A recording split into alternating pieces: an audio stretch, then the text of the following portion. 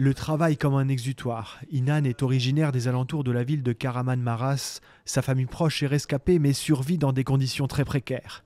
Au restaurant, les mots de soutien de sa clientèle réchauffent le cœur.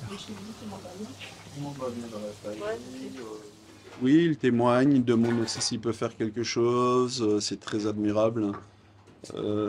C'est super gentil d'entendre ça, qu'est-ce qu'on peut faire, comment on peut aider. Au téléphone, une cousine, avocate de profession. Elle a tout perdu et dort désormais dans une voiture. L'aide n'est pas encore arrivée. Su yok, burada elektrik yok kesinlikle. Telefonlarımızı sadece arabadan şarj edebiliyoruz. Qu'est-ce qu'elle a dit par rapport à sa situation? Qu'il n'y a pas de nourriture, qu'il n'y a pas d'eau, pas de courant, donc leur téléphone, ils le chargent dans les véhicules. Et ils sont aussi problème de gasoil et d'essence. Tu disais ils ont réussi à avoir une tente? Ils ont réussi à avoir une tente.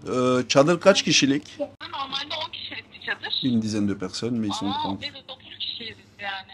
Dans cet entrepôt à Weiersheim, la communauté turque fait tout son possible pour aider et gère un afflux massif de dons. Il faut avant tout bien trier, car l'acheminement est complexe et les produits de première nécessité doivent partir les premiers. Actuellement, Turquie fait exactement -5, -10 degrés, il neige. Donc il leur faut vraiment la grosse maille pour que ça leur tienne chaud. Ces gens-là, aujourd'hui, ils sont en pyjama, ils n'ont pas d'habits, ils n'ont rien du tout. Ce matin, on a fait tout ce qui est couverture. Et là, on est en train de trier tout ce qui est manteau avec les manteaux, tout ce qui est chaud. Les responsables de cette entreprise de transport prennent en charge les convois. Il devait y avoir 2 camions.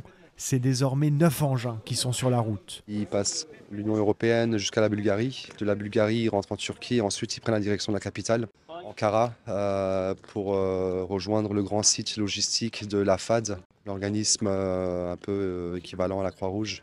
En Alsace, la solidarité est immense, mais toujours dérisoire face à la catastrophe. 3 jours après le séisme, certains survivants sont toujours livrés à eux-mêmes. La communauté turque vit dans l'angoisse.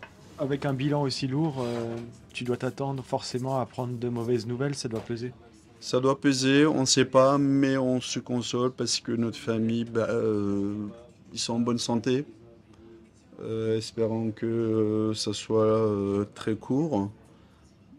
On s'estime quand même un peu chanceux de cette situation par rapport à d'autres familles, d'autres personnes qu'on connaît. Et on est dans l'attente.